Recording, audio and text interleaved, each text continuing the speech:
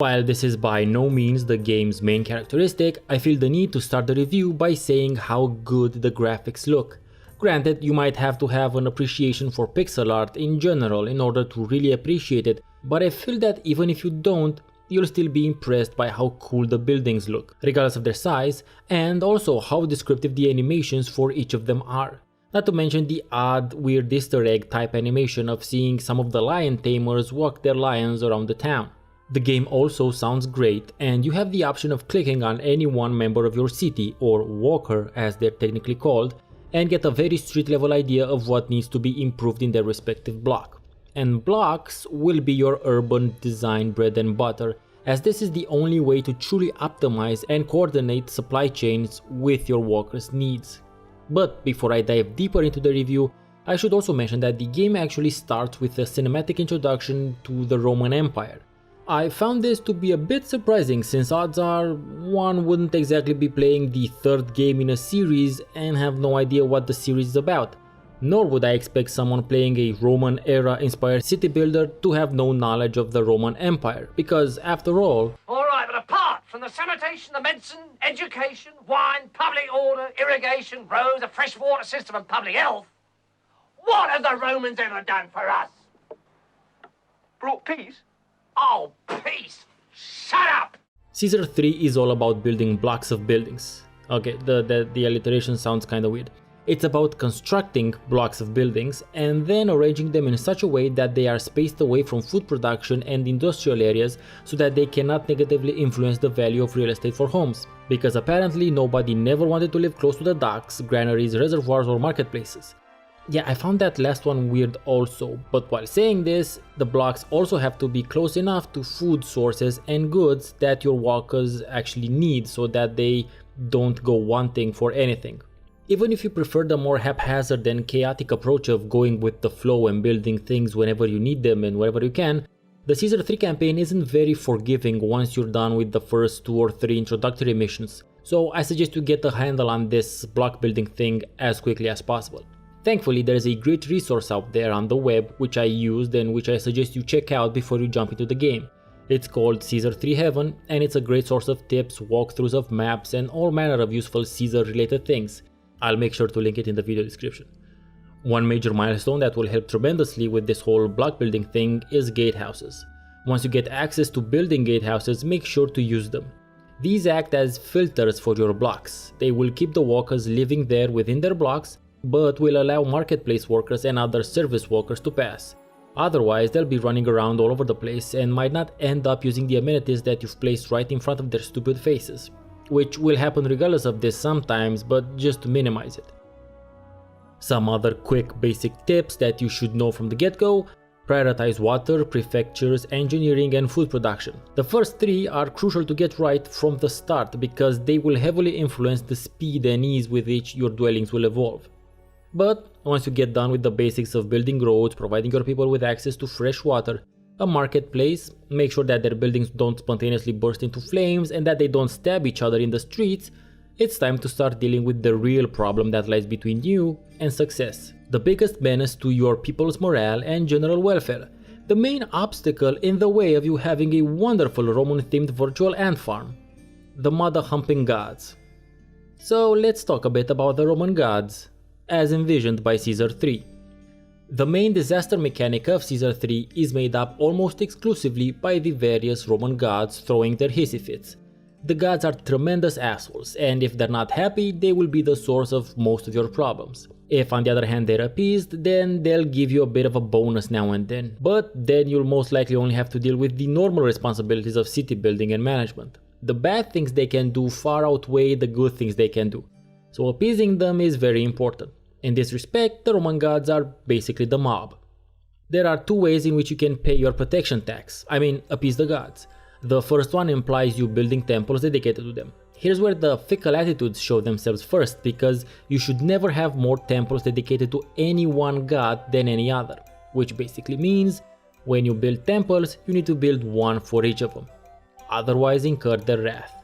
And it would be great if that would be it, but unfortunately, like mentioned earlier, these are mobster gods I'm talking about. So a one-time payment isn't part of their business model, which brings me neatly enough to the festivals. Every once in a while you should organize festivals in order to keep the morale of your people up. However, each festival must be dedicated to one of the gods, which means, you get it, you have to dedicate festivals to each of them. Unless you want them to get jealous and smite you, obviously. Now, depending on the particular map or mission that you're undertaking, you may choose to ignore one god once in a while. After all, Neptune can do fuck all when you don't have ships, but most often than that, ignoring them isn't really an option. So what I suggest you do is to throw small festivals dedicated to each god one after another and space them out once every few months. This way your population will be constantly happy and you'll hit each of the gods once per year. The order in which you do this though should depend on the particularities of each mission. For military campaigns you should obviously start with Mars.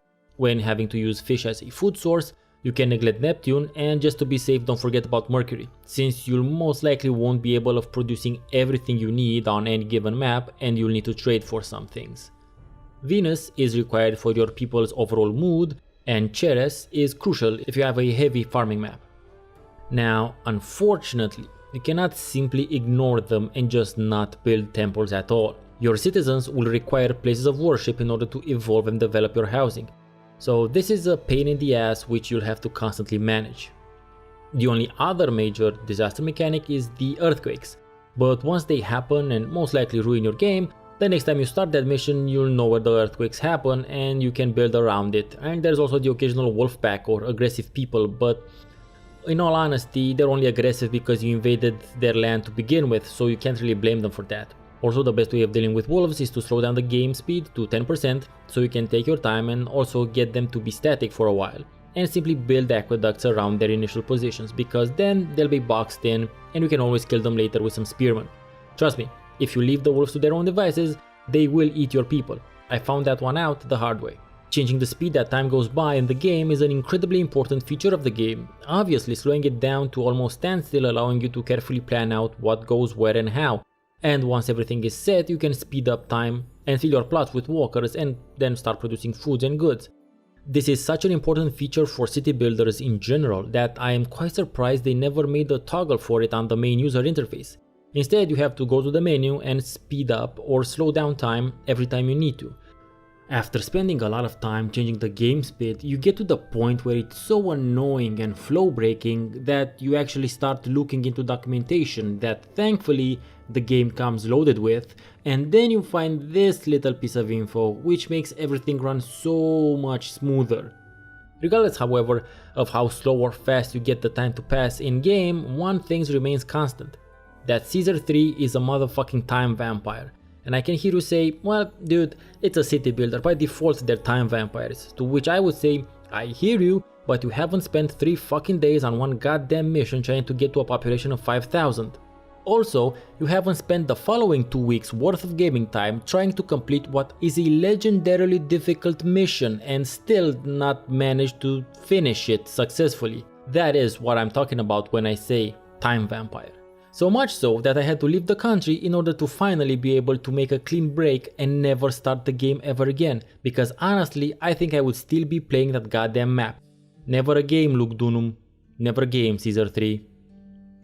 Full disclosure, I had to leave the country for completely other reasons, but it was a good thing because I got to cut the Caesar 3 cord cold turkey in order to, get to play some other things.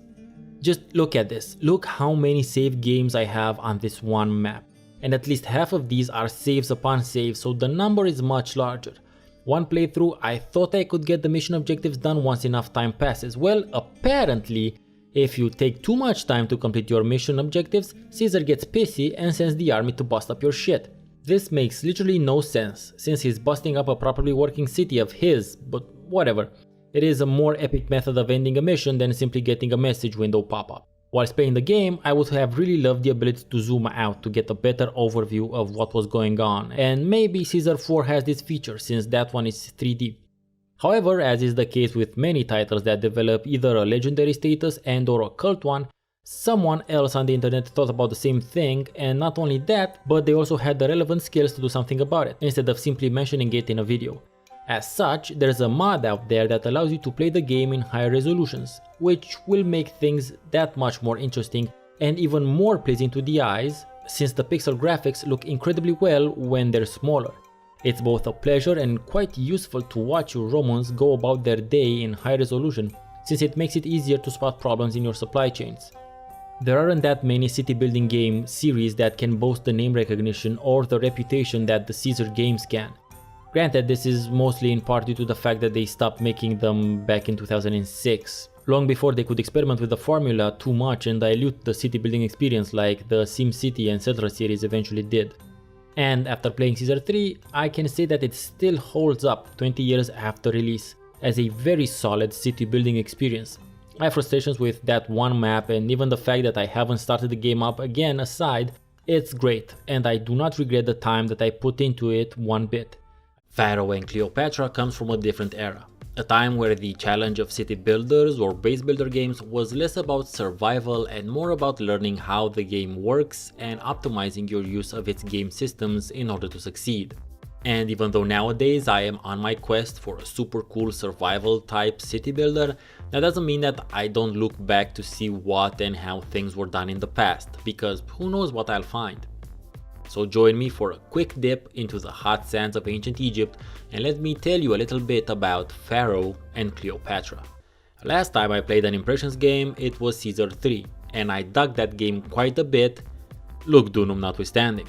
Pharaoh was released only a year later, and even though it shares game mechanics with its Roman-themed predecessor, Pharaoh features a completely different set of graphics assets, as well as several additions and changes to Caesar 3's systems and mechanics. But in order to keep this review short, I'll focus on 3 major things that really stood out at me when playing Pharaoh compared to Caesar 3. There are obviously more differences than these 3, but I feel like these are most representative. They are graphics, food and farming, and the monuments and gods. I thought the pixel art in Caesar 3 was wonderful and relaxing to look at, and while Pharaoh's is still largely the same overall style, it is somehow so much more intricate and detailed, not to mention deeply thematic. The ancient Egyptian theme is illustrated in the main user interface as well, with the buttons being conveyed by Egyptian-style hieroglyphs. The buildings require particular attention because not only do they have a buttload of stages of development, like a lot of them, but they even illustrate the transitory states between 2 levels of development, which really is above and beyond what I was expecting. Besides the ever-present yellow of the sand and rocks and the deep green lushness of oases and the Nile, the colors that are used for certain buildings and the clothing of some of your workers are also quite striking and particular, but they are indeed historically accurate. Watching your workers going about their business in a properly functioning city layout is still a very relaxing pastime, as far as I'm concerned. Since I mentioned the theme of the game, you really can't have ancient Egypt without the Nile. I mean the river, not the other word. And I believe they were very much aware of this during development, since the river and its annual flooding is a major mechanic in the game. The amount of floodable land on any given map will influence how much you can initially plant, and carefully arranging your fields and access roads can sometimes make the difference between you getting one extra plot of land planted or not. While cultivating in the floodplain will result in the highest yields, the game also introduces the possibility of irrigation, as well as allowing you to plant outside of the floodplain, but with a considerably lowered yield. The floodplains are also very dependent on the Nile's yearly flooding, which isn't always the same and very susceptible to divine intervention, so if you focus too heavily on floodplain farming, there might be some lean years now and again where you'll have to import food. Otherwise, in Pharaoh, you don't just plant for foodstuffs, you also plant raw materials, with grains for instance acting as both. So I just mentioned divine intervention, haven't I? We can't have an impressions game without the mother humping gods throwing a wrench in the works. Thankfully, in Pharaoh, the gods are a little bit easier to deal with, because you don't have to build temples and shrines to all of them equally. Each map will have a patron deity and 1 or 2 secondary deities, so you're actually expected to focus your attention on the patron deity while still throwing the others some crumbs. While the gods in Pharaoh can cause some amount of problems here and there, destroying the occasional building or flinging a plague at your face, the biggest fuck you they can pull is to faff around with the yearly flood, either by lowering its effects or in some cases destroying all of your farms on the floodplains. Neither of those are great to deal with, especially if you don't have a massive stockpile of food, but overall I found them much easier to deal with than their Caesar 3 counterparts. as long as you constantly throw festivals in their name and build them enough temples and shrines to cover population and satisfy their fickle egos. Monuments are a new type of massive building projects you can undertake in Pharaoh, and while they aren't exactly god-related per se, they are thematically linked with the ancient Egyptian belief systems. You can't have ancient Egypt without the Nile, nor without pyramids. While it takes some time till you reach the pyramid building mission, you go through stages of various other smaller monuments which have a massive visual impact on your city as well as on your logistics chains. The game also has some less enduring aspects to it, of course. The walker system is still a pain in the dick, even though Pharaoh introduces roadblocks which function as gatehouses from Caesar 3 but take up way less space, and shifting your resources around the various granaries and supply depots is way more finicky and prone to all manner of errors than it should be.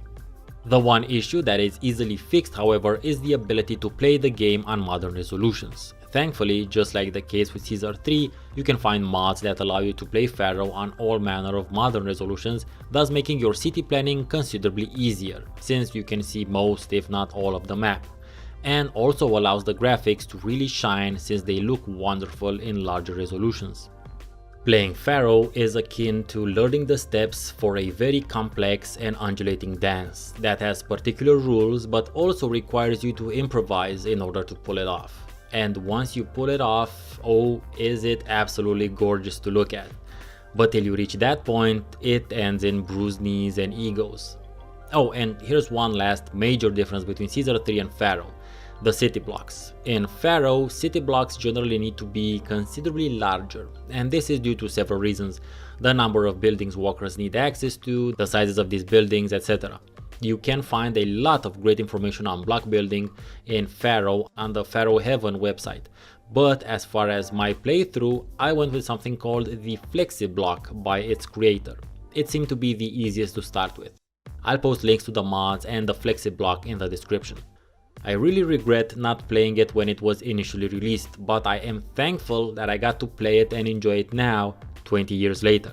Pharaoh and Cleopatra is without a doubt one of the best city builders ever made, and every fan of this genre, young or old, should play it. Zeus, Master of Olympus, is one of those city building titles that doesn't usually make it into discussions about classics. It does make it into the discussion about the Impression City Building series though, generally followed by the explanatory The One After Pharaoh. At least that's what my experience has been with it. But ever since I've started my Is It a Classic series of videos, I have had some fairly interesting thoughts and realizations about past gaming experiences, so I went into Zeus and Poseidon now, 20 years later, and I'll ask the question, is it a classic? Zeus follows in the thematic footsteps of its predecessors, this time the setting being that of ancient Greece. Quite possibly the first thing that you will be noticing is the user interface. It is what it has traditionally been in previous Impressions games and uses the same sort of general ideas of grouping various buildings in relevant departments, but the longer you spend playing the game and indeed getting used to the UI, you notice how much quicker you can get to your building options. Also, I'm not sure if these have been pared down from Pharaoh, but it does seem so. If this happened, it was for the better. Otherwise, things are just way better organized. By the way, all the footage in this video is recorded with the community-made high-resolution mod. That's why everything looks tiny and gorgeous. Otherwise, it would have looked larger, but still gorgeous. These community high-resolution mods are available for all the Impression City Builder games, and I will post a link to the Zeus one in the description. One of the more annoying things about the UI is the Greek-inspired font the game uses. While a cool thematic choice, just like Papyrus was for Pharaoh, probably the only situation when using Papyrus should be allowed, by the way. But unlike Papyrus, I found this one much more annoying to read, it took longer to get used to, and even then, I was still not a fan of it. You know, I thought about this when I was playing Pharaoh as well. I think it would have been cool to have the option to toggle between the thematic font and the regular one. But another thing that you'll have to get used to, and in this case it will happen in no time because this is a super useful feature, is that the UI makes it much easier for you to check on everything your population needs with considerably less clicks than in previous titles. Nothing is hidden under different drop-down menus or separate windows. You can see the distribution of food, water, health, and everything else straight from the UI. And this makes it that much faster for you to discover problems in your supply chains and such. For instance, in one game I just couldn't understand why my houses weren't evolving, until I then went to the distribution tab and saw that they weren't getting any food. Why weren't they getting any food? Because I had forgotten to build a food stall in the Agora. The animation work is simply great with this title as well, and the worker animations are fascinating. While some are meant to be funny, like the Deus Ex Machina angel in the theater and the oil press, some are just goofy. Let's use the gymnasium as an example. It shows us 3 buff dudes supposedly working out. One of them is holding a lady on his shoulder. Okay, sure, it's a test of strength sort of thing. I just hope he's not doing it for reps, for her sake. The second one is flexing. He's doing a most muscular pose. Not exactly an exercise per se, but also not out of the realm of possibility in a gym, to be honest. Now, the third dude is supposedly doing a push-up. That is not a push-up. That's closer to maybe a back stretching exercise more akin to yoga, but even in that case, your entire lower body is on the floor. The entire point of a push-up is to keep your body as stiff as possible and push yourself up from the floor with your arms. He is bending at the waist while still having his toes planted on the ground. The amount of tension in the lower back would fuck him up so fast it wouldn't even be funny. I guess that's what happens when coders try to illustrate physical exercise. First blood! Oh, and by the way, the trade post dude is also getting something a little extra under the table because he is wired. Just look at the dude. Cocaine is a hell of a drug. It's either that or he's tapping into the speed force. The art style is characterized by fairly exaggerated and stylized proportions, as well as bendy, unnatural angles. It gives Zeus a particular look, setting it aside, even if slightly from the previous games in the overall city building series. Might not be everyone's brand of distilled drink, but I dug it. Quite possibly the most important feature of city planning that the Impressions games have introduced to the gaming public, in a roundabout emergent meta gameplay sort of way, is the building blocks.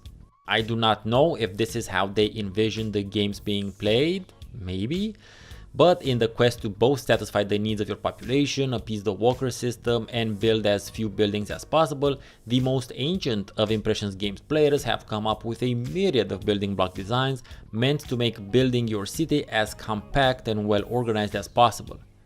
By the way, really the only place you need to check out for super deep information, hints, tips, walkthroughs, and indeed block designs for all Impressions games are the Heaven Games website, in this case Zeus Heaven. I have used them since my Caesar 3 video. So the building blocks in Zeus are a bit of a departure from those of previous games, with most of them being concentric in nature.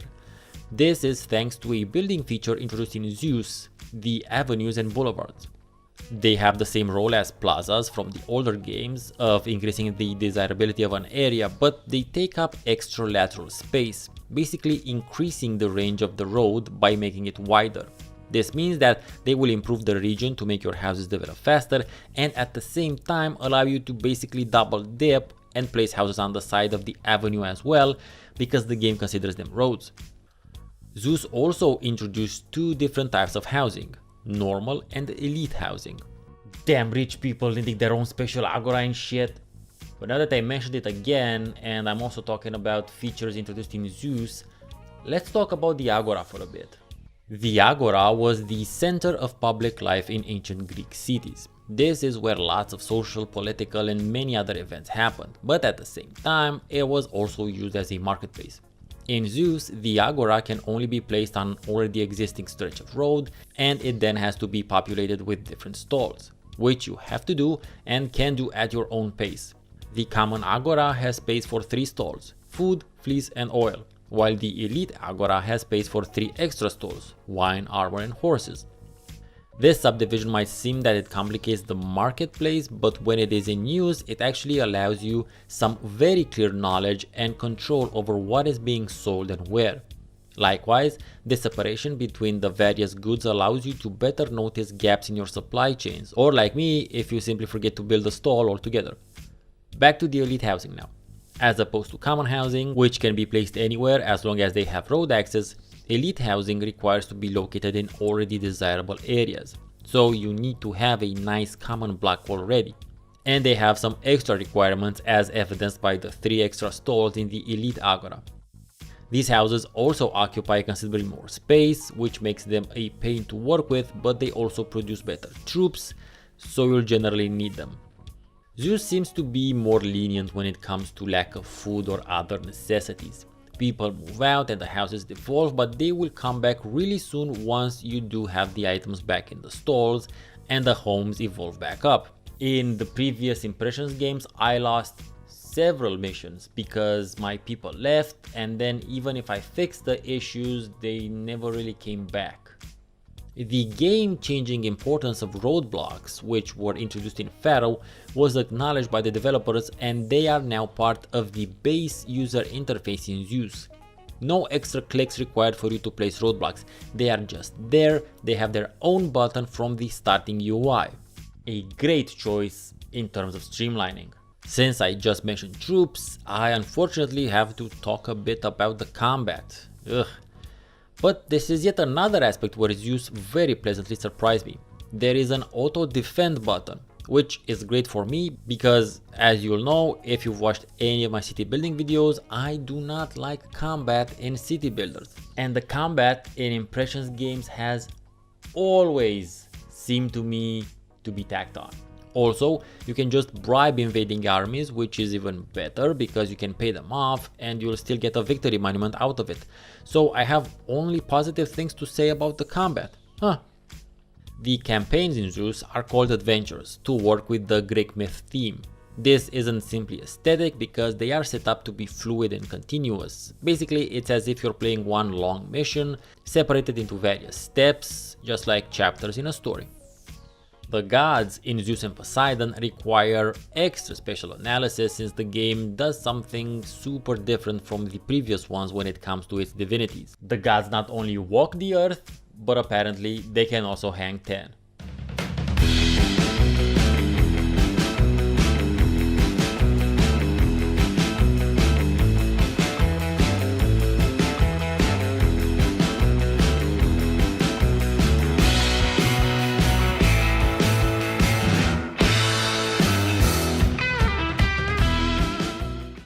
You don't build temples or shrines dedicated to each deity anymore, instead you build them gigantic sanctuaries which will invite them to materialize within your city and offer you various benefits when you pray to them.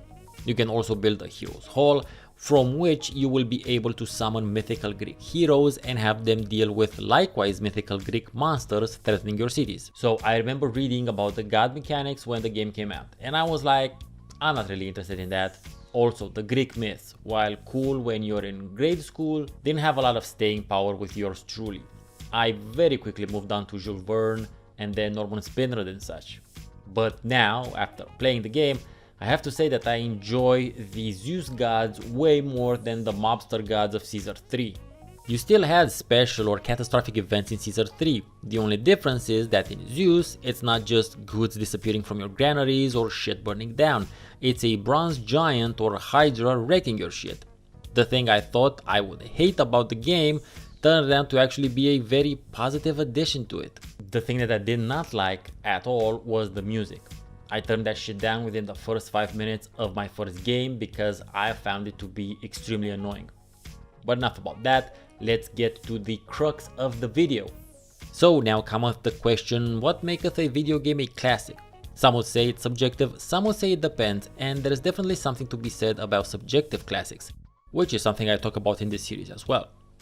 But in order for a game to be an objective classic, it has to be considered to be good over a period of time, has to be remembered as such, and also it has to stand up to current day scrutiny.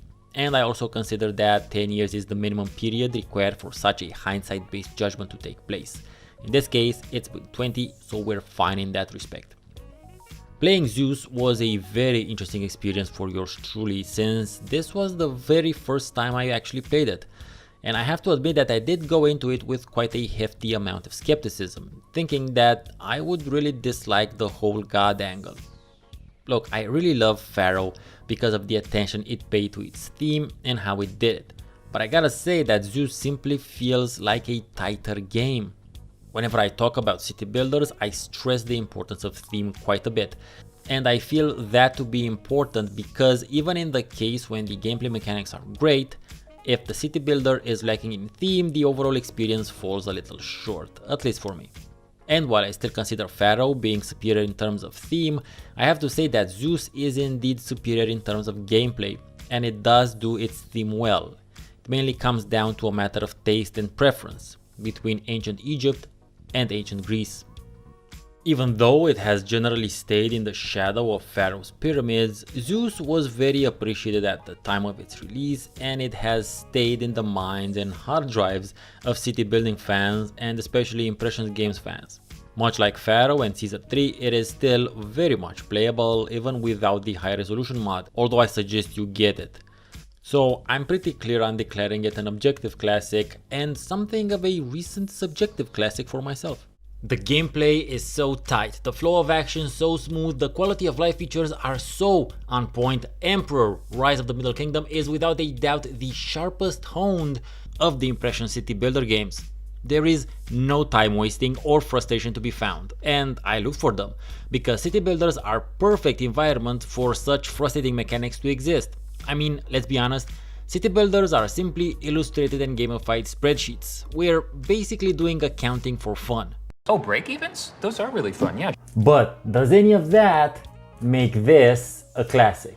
Let's start with the tutorial, which is possibly the best of the entire series. It not only illustrates each and every step with image examples and describes why it is necessary, but it also goes into detail and offers some troubleshooting for possible issues you may have during the process in case you haven't followed the illustrated examples. I know Zeus and Pharaoh had similar tutorials, but I can't put my finger on why Emperors felt the smoothest. It might turn out to be some subtle difference in approach, or it might be that after playing all of the Impressions games in order, I've accrued some sort of institutional knowledge which made it all considerably easier to absorb. Even though I enjoyed Zeus and Poseidon quite a lot, for whatever reason, Emperor is much more visually pleasing, or at least much more pleasing to my eye. This might have to do with the realistic design of buildings and color palette. I appreciated the exaggerated cartoony look of Zeus, but ancient China is simply easier on the eye than ancient Greece is. This might be simply a subjective thing, but I much prefer it. By the way, the footage you see in this video is recorded using a high-res mod. The game is still pretty to look at in its original resolution, however, it will most likely be stretched because we tend to have exclusively wide screens nowadays. So, just like with all the past Impression city builders, seek out the high-res mod to get these visual results. And since I tend to spotlight certain fun or funny cities and animations, Emperor also has a couple of interesting ones. The first one would be the tax collector, who is literally flipping a coin in the air. That's all the dude does.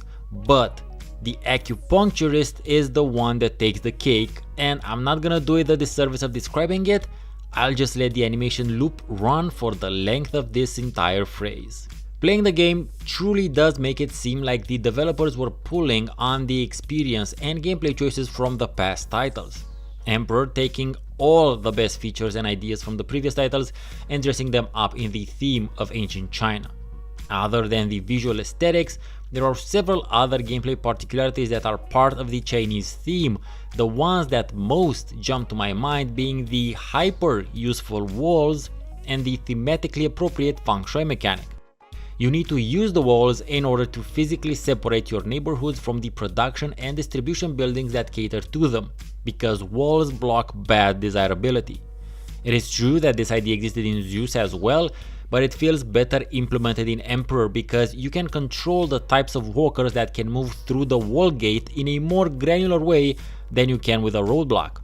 Likewise, the idea of walls and China tend to work very well together as far as general popular awareness goes, be they the traditional brick and mortar or fire variety. Also, you get 4 different colors of walls, each of them with their own type of gate, my favorite being the grey gate, I don't think the color of the walls influences feng shui, but it might. And since I brought it up, feng shui is a very thematic mechanic layered on top of the usual desirability mechanic. Feng shui is about organizing and placing your buildings in areas where they will be in harmony with the various elements of nature. But each building will have different feng shui requirements to make it harmonious, and sometimes you'll simply just not be able to build things in a harmonious place, and your people and gods will just have to live with that. It is really important, however, to do your best and place as many buildings in places with good feng shui, because the lower your city's rating will mean your population will be less happy and your sacrifices to the gods will be less efficient as well. So when you have a yellow building, take your time and move it around a bit till you see where it turns green. In some cases it won't turn green because its requirements aren't met anywhere, and sometimes it will turn green in a very inefficient spot. The buildings you will have the most problems with will be the warehouses, since you need warehouses at every level of the game. You'll discover that they only turn green when placed around already existing giant rocks on the map. There are several buildings that respond to rocks around them, and then there are some that need natural trees around them. Play around and see what can be done. On the normal level of difficulty, feng shui isn't crucial to your success, but I have the feeling it is more important on higher levels of difficulty. On an unrelated side note, the existence and relatively palpable effect of feng shui in this game reminded me of Shadowrun Hong Kong, which I covered a while back, and how real feng shui is in that game. Anyway, back to Emperor now. Farms also work a bit different in Emperor because they can tend to several crops at the same time, thus allowing you to have a constant supply of some type of food and keeping your population busy at the same time. Well, technically that can happen and is useful when growing land is limited. However, you will still generally want to dedicate each farm to one type of crop. Another important thing relating to crops is that each of them has a particular growing season, and you can use this to your advantage when you're short on workers, because you can shut down farms outside of their growing season and use those workers for other useful purposes. Spying makes for a very clear-cut method of knowing what a foreign city needs in order to begin a relationship. Training spies costs money though, so better send them to gather information at the start of a mission. You or your guards will oftentimes find spies from other cities within your walls. It is funniest when you find them accidentally by clicking on a garden square, or when you notice a certain type of walker in an area where they shouldn't be. They're easiest to see, however, when their cover just gets blown for whatever reason and they just rotate in place like a compass near a strong magnetic field. The world map seems to do more than in previous titles. Besides showing the types of trade routes you have with the other cities, as well as the supplies they sell and buy, you can also view troop movements, as well as which city has a spy in it and the number of troops they have stationed there. I need to mention how you cannot use the map when employing the high resolution mod, but somehow, thankfully, the buttons on the UI work and you can choose through the various cities using the buttons. It's a wonderful example of how maybe sometimes it's good to have several ways of doing the same thing in a video game. Emperor Rise of the Middle Kingdom also introduced a multiplayer option for the first time in the city builder games, and that is the one feature I did not test, because on the one hand, I'm not a big fan of playing with people I don't know, and on the other hand, I doubt the servers are still live 20 years later. The gods are such a different experience from past titles, especially from the gods of Caesar and Pharaoh, who would actively fuck you up if you didn't pay their protection tax. Emperor does the same thing that Zeus did, allowing the gods to physically show up in your city when you appease them. Which, I have to say, doesn't make as much sense as it did in Zeus. But once they're there, they offer various services and you can have them bless different buildings to improve their output. Granted, these gods will also enact terrible vengeance upon your city if you neglect them for too long, like I did on this occasion. To avoid that happening, I suggest you keep the religion tab open at all times to see when the last offering took place. Time tends to pass real quick when you're on 100% speed. As you play through the many campaigns, you will traverse various stages of history, which will mean you will gain access to different and more advanced buildings and technology as you go through them. And likewise, you get to see how the religious beliefs developed and changed as time went on, starting with the most basic ancestor worship to later go into Taoism, Confucianism, and Buddhism. While Emperor is very mechanically sound, it could have still had some improvements. For one, I would have liked the ability of setting reminders for various stuff, such as the time of year in relation to crops, or even more importantly, reminders each month for god offerings, because you can only make offerings to one god each month, and if you want to keep them constantly happy, you need to stay on top of that schedule, which can sometimes be difficult because you're too absorbed with solving other logistic issues or doing some wider map thinking, and the gods simply slip from your mind. And now for some quick beginner tips. The mill needs to store as many different types of foodstuffs as you have, because the food shoppers seem to only visit one mill for their supplies. In order to get everything you are producing, make sure to switch accept to get, especially if some of the things are really far away. Play around with the accept and get options for your warehouses as well. For instance, when you import things, you will need to move them to a warehouse first before they can be used by whatever production building needs them. When facing a worker shortage, building new houses is almost never the answer.